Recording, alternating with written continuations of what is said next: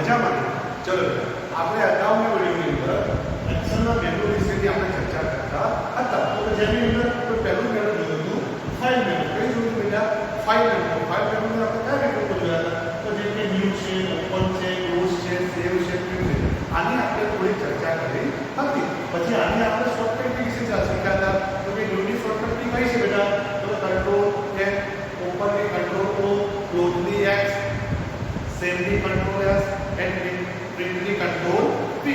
અને આનો ઉપયોગ શીખ્યા હતા કે વિવિધ વિકલ્પો ઉપયોગ શેના માટે થાય છે? તો કે નવી ફાઇલ ઓપન કરવા માટે. તેનો ઉપયોગ શું થાય છે? તો કે તમે જે દસ્તાવેજ સેવ કર્યો છે અને પાછો તમારે ઓપન કરવો છે તો ઓપનનો ઉપયોગ થાય છે. સેવનો ઉપયોગ શેની માટે થાય છે? તો કે તમારા દસ્તાવેજનો તમારે સંગ્રહ કરવો હોય તો સેવનો ઉપયોગ થાય છે. તો આવા બધા આપણે ફાઇલ મેનુના અંદર વિવિધ મેનુઓ વિશે ચર્ચા કરી હતી કે જેના ઉપયોગ વિશે પણ શીખ્યા હતા અને એની શોર્ટકટ કી કઈ છે એના વિશે પણ આપણે ચર્ચા કરી હતી. બેટા હવે ફાઇલ મેનુ પછી આવશે એડિટ મેનુ આવશે. કયું આવશે બેટા? Edit menu. તો એડિટ મેનુમાં શું હોય છે? તો કે એડિટ મેનુની અંદર વિવિધ પ્રકારના ફેરફાર લગતા વિકલ્પો જોવા મળે છે. શું જોવા મળે છે? વિવિધ પ્રકારના તમારે કોઈ પણ ફેરફાર કરવા હશે લખાણના તો એના માટે આના વિકલ્પો તમને જોવા મળે છે. નામ ઉપરથી જ આપણને ખબર પડી જશે બેટા કે એડિટ મેનુ. તો એડિટિંગ શબ્દ સાંભળતા જ આપણે ખ્યાલ આવી જાય શું કરવાનું છે? તો કે આની અંદર સુધારા વધારા કરવા માટેના બધા જ વિકલ્પો એડિટ મેનુની અંદર આપેલા હોય છે. હવે એડિટ મેનુની અંદર કયા કયા વિકલ્પો હશે બેટા? તો કે undo, redo, cut, copy, paste, select, all, find and replace. આ જે મોસ્ટ ઓફ જે સૌથી વધારે ઉપયોગ થતો હોય છે કે undo, redo, cut, copy, paste, select all and find and replace કે જેનો સૌથી વધારે ઉપયોગ કરીએ છીએ. ચલો બેટા હવે આપણે વન બાય વન એક વિકલ્પો શીખીશું. એનો ઉપયોગ શા માટે થાય છે અને આની શોર્ટકટ કી કઈ છે તો આના વિશે આપણે ચર્ચા કરવાની છે. ચલો બેટા પહેલું શું છે? અનડુ. શું છે એનો ઉપયોગ શું છે? તો કે છેલ્લે કરેલી ક્રિયા પાછી મેળવવા માટે. શું? છેલ્લે કરેલી ક્રિયાને પાછી મેળવવા માટે અનડુ નામના વિકલ્પનો ઉપયોગ થાય છે. જેની શોર્ટકટ કી કઈ છે? Control Z. જેની શોર્ટકટ કી કઈ છે બેટા? Control Z. ચલો હું તમને પ્રેક્ટિકલ સાથે સમજાવું. તો કે ચલો મેં A B C D લખ્યું. શું લખ્યું છે? A B C અને D. અને છેલ્લે આ D ને હું ડિલીટ કરી દઉં. શું કરું? છેલ્લે કયો અક્ષર લખ્યો તો D. જેને હું શું કરું? ડિલીટ થઈ જાય. તો છેલ્લે કરેલી ક્રિયાને મારે પાછી લાવવી હોય તો શેનો ઉપયોગ થાય છે? અનડુ નો. અને જેની શોર્ટકટ કી શું છે? Control Z. તો જેવું તમે કંટ્રોલ Z દબાવશો તો છેલ્લે તમે જે ડિલીટ કર્યો છે પાછો આપી જશે. સમજણ પડી ગયા? શું? તો કે છેલ્લે કરેલી ક્રિયાને પાછી મેળવવા માટે અનડુ નો ઉપયોગ થાય છે. મતલબ કે A B C D લખ્યું છે એમાં હું છેલ્લે D નીકાળું છું. મતલબ શું જો કે મેં છેલ્લે કઈ વસ્તુ નીકાળ્યું છે? D. તો આ D ને મારે પાછી લાવવી હોય તો અનડુ નામનો ઉપયોગ થાય છે. જેની શોર્ટકટ કી કઈ છે? Control Z. એના પછી નિકાળી શું છે? રીડુ. રીડુ શું કહે છે? તો કે અનડુ વડે કરેલી ક્રિયા પાછી મેળવવા માટે. મતલબ કે તમે જે અનડુ દ્વારા જે પાછી વસ્તુ લાયા છો એ ડિલીટ થઈ જાય તો રીડુનો ઉપયોગ થાય છે. મતલબ કે શું? આ અનડુ દ્વારા હું D પાછું લાવ્યું અને બાય ચાન્સ D મારાથી ડિલીટ થઈ જાય છે તો પછી હું રીડુ દબાઈશ, રીડુ નામના વિકલ્પનો ઉપયોગ કરીશ તો આ વસ્તુ પાછી આવશે. મતલબ તમારે બે વસ્તુ ધ્યાનમાં રાખવાની છે. અનડુ એટલે શું? તો એટલું ધ્યાનમાં રાખવું બેટા કે જે છેલ્લે જે તમે છેલ્લે ક્રિયા કરેલી છે એ પાછી મળે છે. મતલબ તમે જે છેલ્લે લાસ્ટની અંદર તમે જે ક્રિયા કરી છે એ વસ્તુ તમને પાછી મળે છે. અને રીડુનો ઉપયોગ શું થાય છે? જે અનડુ દ્વારા તમે ક્રિયા કરી છે એ વસ્તુનો ડિલીટ થઈ જાય તો પાછી મેળવવા માટે. ચલો બેટા એના પછી કઈ ઓપ્શન છે? શું ઓપ્શન છે? કટ. કટનો ઉપયોગ શું થાય છે? પસંદ કરેલું લખાણ તેના સ્થાન પરથી દૂર કરવા માટે. શું? પસંદ કરેલું લખાણ તેના સ્થાન પરથી દૂર કરવા માટે જેની શોર્ટકટ કી છે કંટ્રોલ X. મતલબ કે આ પેજની અંદર મેં નિખિલ લખ્યું છે. શું લખ્યું છે બેટા? નિખિલ. આ નિખિલને મારે ડિલીટ કરવું છે, કટ કરવું છે. તો શું કરીશ? આને હું પહેલા સિલેક્ટ કરીશ. શું કરીશ? સિલેક્ટ. અને સિલેક્ટ કર્યા પછી અને હું શું આપી દઈશ? કટ. જેવું કટ આપીશ તો આ નિખિલ અહીંયાથી નીકળી જશે. જ્યાં નિખિલ મતલબ જ્યાં હું સ્થાન આપું એ સ્થાન ઉપરથી નિખિલ નીકળી જશે. કયા ઓપ્શનથી? તો કટ ઓપ્શન.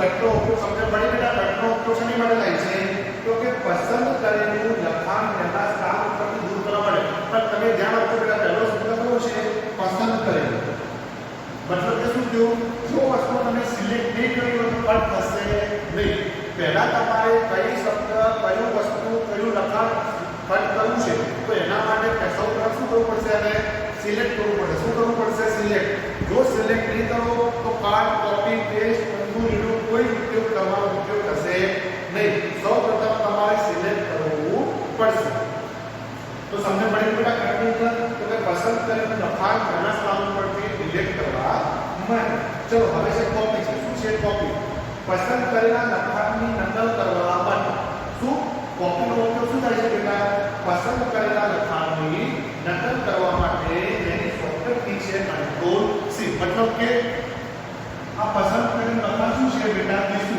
શું નામ લખ્યું છે સરે દીસુ તો આને મારે કોપી કરે શું કરે તો પસંદ કરેલા લખાણ પહેલા શું કરવાનું આપણે સિલેક્ટ કરવાનું શું કરવાનું સિલેક્ટ કરશું સિલેક્ટ કર્યા પછી બેટા બીજા પેજની અંદર જવાનું શું જવાનું બીજા પેજની અંદર એ હવેના ટોપિકમાં કોપી એટલે શું પસંદ કરેલા લખાણની નકલ કરવા માટે મતલબ કે તમે દીસુ લખ્યું છે અને તમે સિલેક્ટ કરી અને તમે કોપી આપી દેશો શું ઓપ્શન આપશો કોપી એટલે આ તમારી વસ્તુ કોપી થઈ જશે શું થઈ જશે કોપી એટલે શોર્ટકટ કી શું છે કંટ્રોલ સી હવે પેસ્ટ કટ ને કોપી કરેલું લખાણ કર્સરના સ્થાન પર મેળવવા માટે મતલબ કે આ જે કોપી કરી છે એ મારે બીજા પેજની જ્યાં કર્સર હશે જ્યાં આપણે કોમ્પ્યુટરને કામ કરતા જ્યારે બ્લેક કલરની લીટી લપચક થતી હોય ત્યારે શું કહેવાય કર્સર આ કર્સરની સ્થાન ઉપર જઈ અને તમારે કંટ્રોલ વી દબાવવાનું શું દબાવવાનું વી તો અહીંયા પાછું બીજું આવી જશે પણ ક્યાં આવશે જ્યાં તમારા કર્સરનું સ્થાન હશે ત્યાં જ આવશે એના સિવાય બીજે ક્યાં આવશે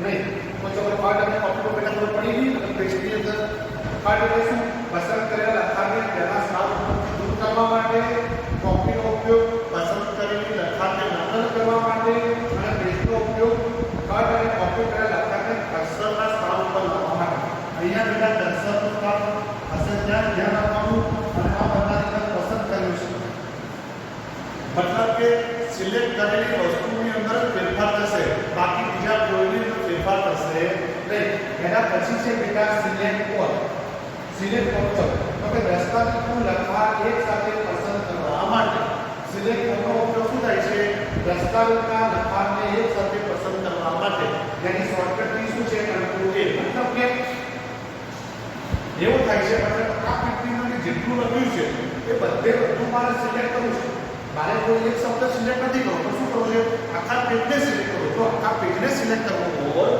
તો સિલેક્ટ ઓલ નામનો ઓપ્શનનો ઉપયોગ થાય છે જો એક વર્ડનો ઉપયોગ સિલેક્ટ કરવું છે તો સિલેક્ટ થશે એ તો રેન્ડમલી તમારે તમારો કયો શબ્દ સિલેક્ટ કરવો છે એ તમારા પર ડિપેન્ડ કરે પણ જો મારે પૂરેપૂરા પેજને સિલેક્ટ કરવું છે શું આખા પેજને જે પણ લખાણ લખ્યું છે કે જે પણ કામ કરવું છે એ પૂરેપૂરા કામને સિલેક્ટ કરવું છે તો મારે સિલેક્ટ ઓલ નામનો ઉપયોગ વિકલ્પનો ઉપયોગ કરવો પડે છે અને જેની શોર્ટકટ શું છે કંટ્રોલ એ છે શું છે બેટા કંટ્રોલ એ એના પછી ફાઇન્ડ એન્ડ રિપ્લેસ શું છે ફાઇન્ડ એન્ડ રિપ્લેસ તો શું કહે છે દસ્તાવેજમાંથી કોઈ ચોક્કસ શબ્દ શોધવા માટે ફાઇન્ડ નામ સાંભળવાથી જ આપણને ખબર પડી જાય કે ફાઇન્ડ એટલે શું શોધવું તો શું કારણ કે જે પણ લખાણ લખ્યું છે એ લખાણની અંદર તમારે કોઈ શબ્દ શોધવો છે શોધવાનો શબ્દ આવે મગજમાં તો શું યાદ રાખવાનું ફાઇન્ડ શું યાદ રાખવાનું ફાઇન્ડ એટલે રિપ્લેસ આપણને ખબર છે રિપ્લેસ એટલે શું ચેન્જ પાછું આપવું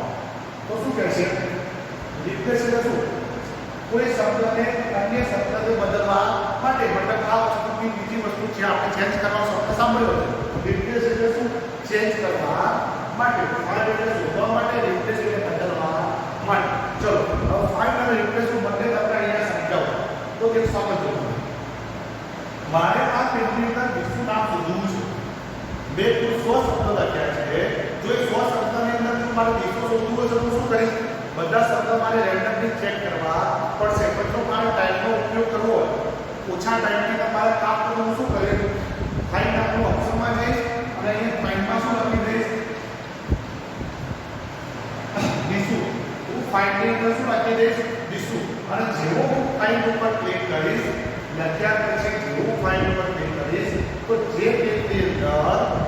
લખેલું છે એ પેજની અંદર હાઇલાઇટ થઈ જશે.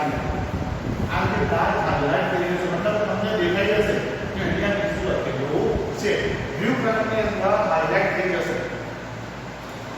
દિશુ લખીને જેવું હું ફાઇલ ઉપર ક્લિક કરીશ તો દિશુ નામની ઉપર બ્લુ કલરની હાઇલાઇટ થઈ જશે મતલબ કે તમને તરત બતાવી જશે કે અહીંયા દિશુ લખેલું છે. તો આ શું હતો ફાઇલનો ઉપયોગ. હવે છે રિપ્લેસ. શું છે રિપ્લેસ? તો રિપ્લેસ નો ઉપયોગ શું થાય છે? જો મારે દિશુની જગ્યાએ મારે ચિરાગ લખવું છે. શું લખવું છે? ચિરાગ લખવું છે. શું કરીશ? ઉપર શું લખીશ? જે નામ બદલવાનું છે તે. મતલબ કે મારે કોની જગ્યાએ નામ લખવાનું છે તો દિશુની જગ્યાએ ઉપર આવશે. હવે દિશુની જગ્યાએ મારે કયું નામ લખવાનું છે? ચિરાગ. કયું લખવાનું છે? ચિરાગ. મતલબ કે જે નામ નીકાળવાનું છે ઉપર અને એની જગ્યાએ કયું નામ લખવાનું છે એ નીચે. આ લખ્યા પછી તમે રિપ્લેસ ઉપર ક્લિક કરશો. શાના પર ક્લિક કરશો બેટા? રિપ્લેસ ઉપર. તો અહીંયા શું લખાઈ જશે? અહીંયા દિશુની જગ્યાએ શું આવી જશે?